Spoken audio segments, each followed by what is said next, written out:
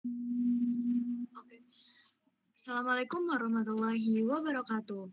Halo teman-teman semua, perkenalkan kami dari kelompok 7 yang pada kesempatan kali ini kami akan membahas hasil diskusi kami mengenai materi pendekatan prediktif. Next slide.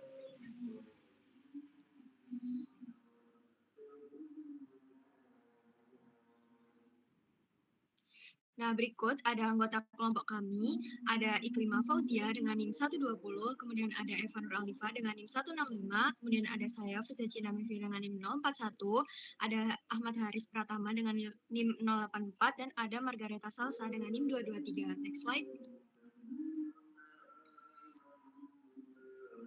Nah, tanpa berlama-lama lagi, langsung saja kita masuk ke pembahasan materi yang akan dijelaskan oleh rekan saya.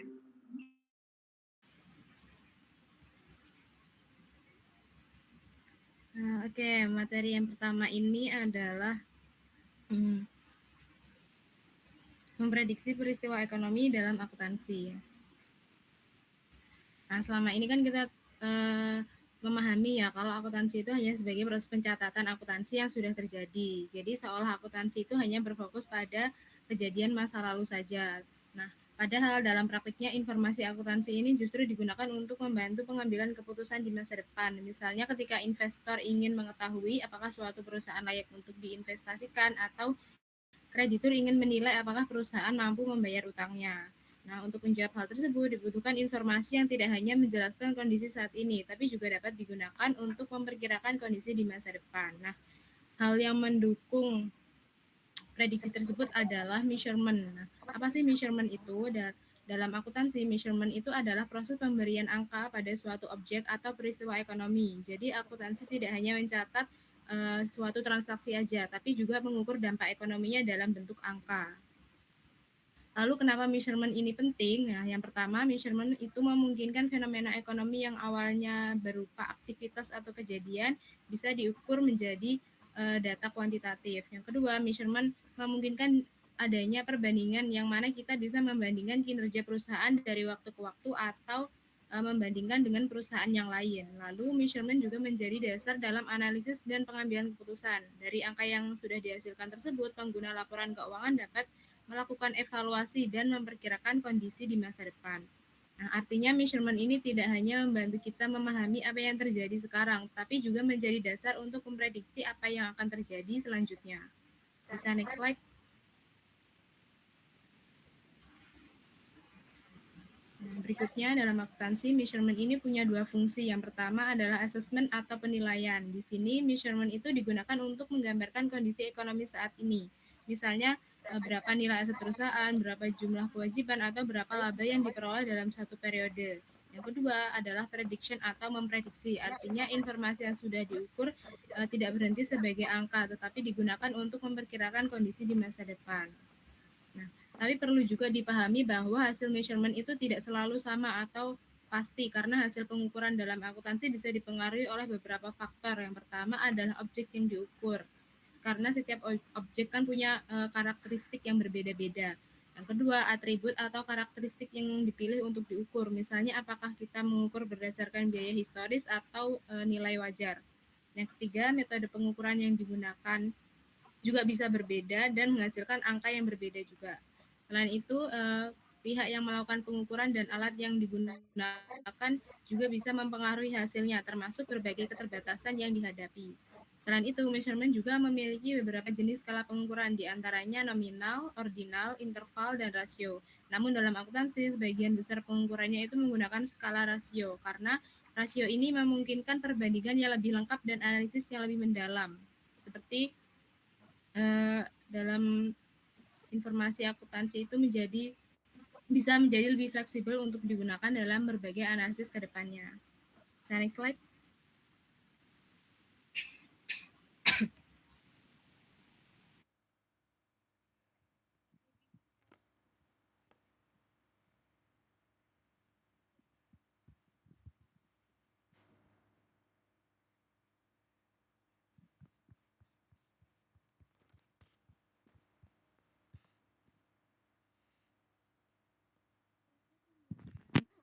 Bagaimana kejadian ekonomi yang terjadi dalam suatu entitas yang diubah menjadi informasi kuantitatif dalam laporan keuangan.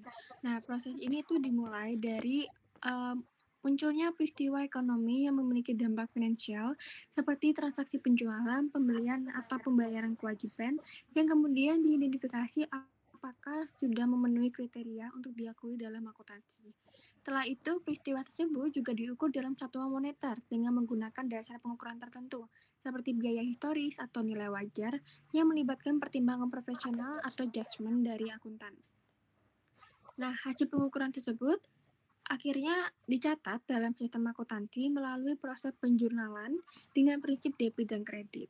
Kemudian diklasifikasikan dan diringkas dalam akun-akun yang telah sesuai. Tahap akhir dari mekanisme ini yaitu penyajian dalam bentuk laporan keuangan yang dapat digunakan oleh berbagai pihak untuk pengambilan keputusan. Dan menurut pandangan dari Suwarjono dan Amartya Belkoi, angka-angka akuntansi itu bukanlah cerminan langsung dari realitas ekonomi, melainkan juga hasil dari proses seleksi, pengukuran, dan pertimbangan yang dilakukan dalam sistem akuntansi. Next slide.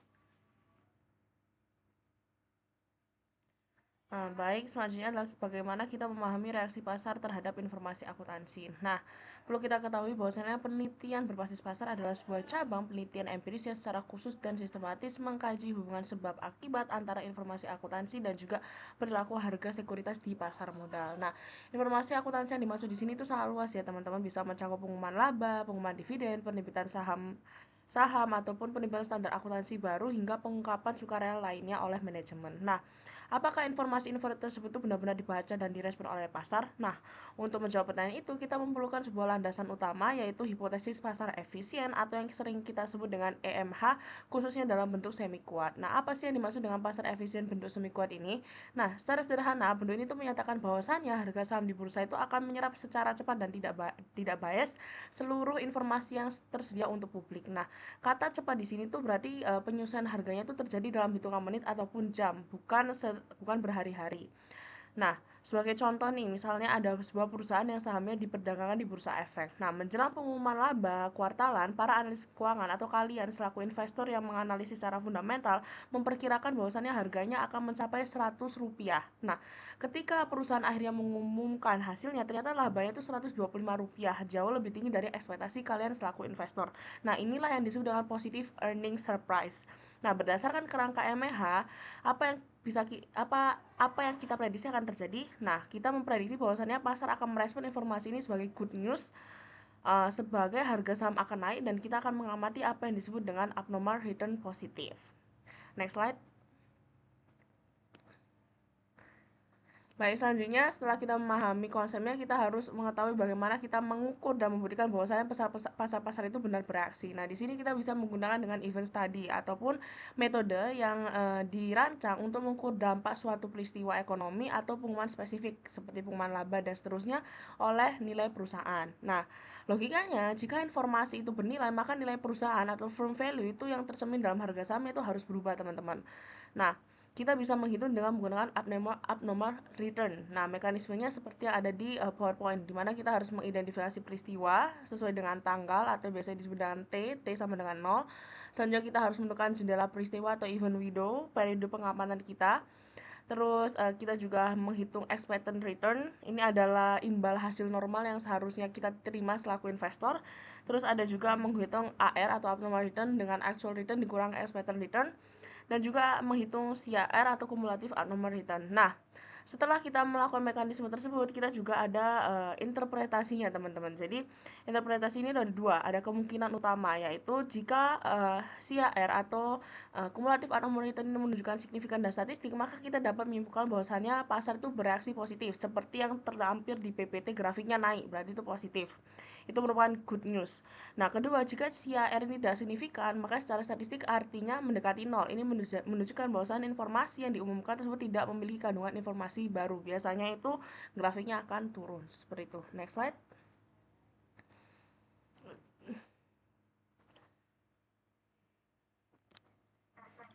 Nah, selanjutnya adalah model-model prediksi reaksi pasar terhadap informasi akuntansi. Nah, secara sederhana, reaksi pasar terhadap informasi akuntansi itu respon investor terhadap informasi yang diumumkan oleh perusahaan, seperti laporan laba, kemudian pembagian dividen, laporan keuangan, maupun pengumuman penting lainnya. Nah, reaksi ini tuh biasanya dapat kita lihat dari perubahan harga saham, return saham, dan juga volume perdagangan. Nah, jika informasi yang disampaikan dianggap penting oleh investor, maka pasar itu akan langsung memberikan respon. Misalnya harga saham itu akan naik ataupun turun. Nah, dalam teori akuntansi, informasi itu dikatakan memiliki information content jika informasi tersebut mampu mempengaruhi keputusan investor. Jadi laporan keuangannya itu juga menjadi dasar bagi investor untuk menilai kondisi suatu perusahaan. Nah, berikut ada beberapa model yang digunakan. Nah, yang pertama itu ada market model. Nah, model ini digunakan untuk melihat hubungan antara return saham perusahaan dengan return pasar secara keseluruhan. Nah, artinya jika kondisi pasar sedang naik atau turun, maka saham perusahaan itu juga bisa ikut terpengaruh. Nah, dari model ini kita bisa tahu apakah perubahan harga saham itu terjadi karena kondisi pasar secara umum atau karena adanya informasi khusus dari perusahaan itu sendiri.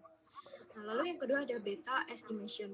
Nah, model ini tuh juga digunakan untuk mengukur seberapa besar resiko sistematis suatu saham terhadap perubahan pasar. Jadi ketika nilai betanya tinggi, berarti saham tersebut itu sangat sensitif terhadap perubahan pasar. Jadi ketika pasar naik atau turun, saham ini akan bergerak lebih besar. Nah, sebaliknya jika betanya rendah, maka saham itu lebih stabil dan juga tidak terlalu terpengaruh oleh kondisi pasar. Nah, model beta estimation ini penting bagi investor untuk menilai tingkat risiko sebelum melakukan investasi. Next slide.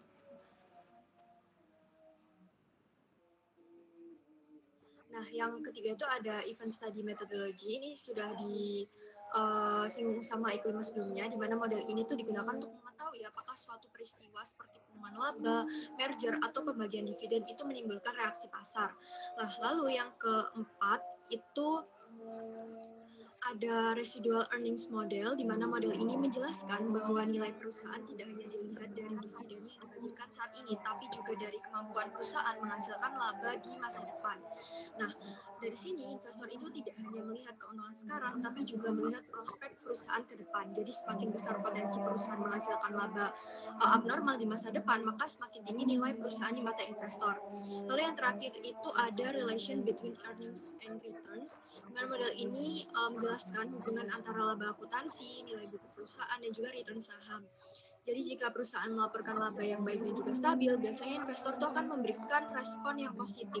Jadi hal ini akan terlihat dari kenaikan harga saham dan juga return saham. Nah, karena dari itu, kualitas laba itu menjadi sangat penting dalam penilaian investor terhadap suatu perusahaan. Next slide.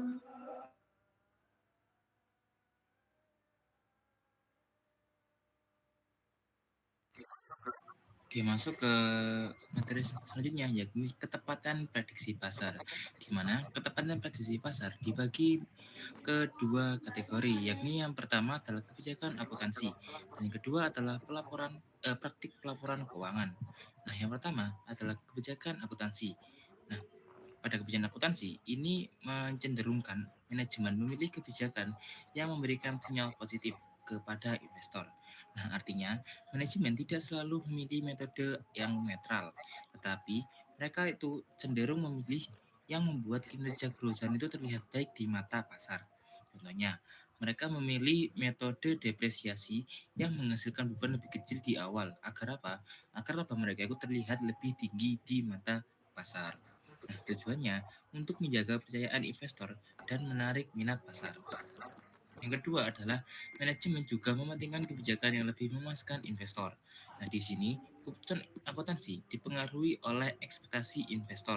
Jika investor itu mengharapkan pertumbuhan laba yang stabil, manajemen akan cenderung memilih kebijakan yang bisa menyesuaikan angka tersebut agar terlihat konsisten.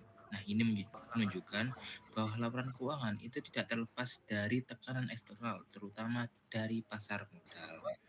Nah, yang kedua adalah munculnya praktik manajemen laba, di mana ini adalah konsekuensi dari dua poin sebelumnya. Nah, manajemen laba adalah praktik mengatur waktu pengakuan pendapatan atau beban agar terlihat sesuai dengan target yang diperlihatkan. Contohnya, mereka mempercepat pengakuan pendapatan, menunda penyatatan beban. Nah, ini tidak selalu meskipun ini terlihat ilegal, namun bisa menurunkan kualitas informasi jika dilakukan berlebihan. Nah, lalu target kedua adalah praktik pelaporan keuangan. Nah, yang pertama adalah mendorong perusahaan memberikan informasi yang lebih lengkap. Karena pasar itu semakin akurat dalam memprediksi, perusahaan itu dituntut untuk terus lebih transparan. Nah, mereka tidak bisa lagi menyembunyikan informasi penting. Karena apa? Karena pasar bisa menebak kondisi sebenarnya. Akibatnya, perusahaan itu memperluas mengungkapkan disclosure mereka. Nah, lalu yang kedua adalah perubahan gaya penyajian laporan keuangan. Perusahaan mulai menyajikan laporan keuangan dengan cara yang lebih mudah dipahami dan menarik oleh pemangku kepentingan, tidak hanya dengan angka-angka yang terlihat lebih kaku. Nah, mereka biasanya itu menambahkan semacam grafik atau semacam visual serta dipadukan dengan narasi manajemen dengan menggunakan bahasa yang lebih komunikatif. Tujuannya agar investor cepat menangkap informasi penting yang mereka sajikan. Nah, lalu yang terakhir adalah sebagai alat berbicara kepada investor. Nah, laporan keuangan itu telah menjadi media komunikasi utama antara perusahaan dengan investor. Artinya, perusahaan itu menyampaikan kinerja mereka, sedangkan investor itu menilai prospek. Nah, antara perusahaan dan investor secara tidak langsung telah di telah melakukan hubungan melalui laporan keuangan dengan disajikan dengan angka-angka dan visualisasi agar apa? Agar investor itu dapat menilai prospek kinerja perusahaan. Nah, jadi laporan keuangan bukan hanya historis tetapi juga membentuk persepsi masa depan. Next slide.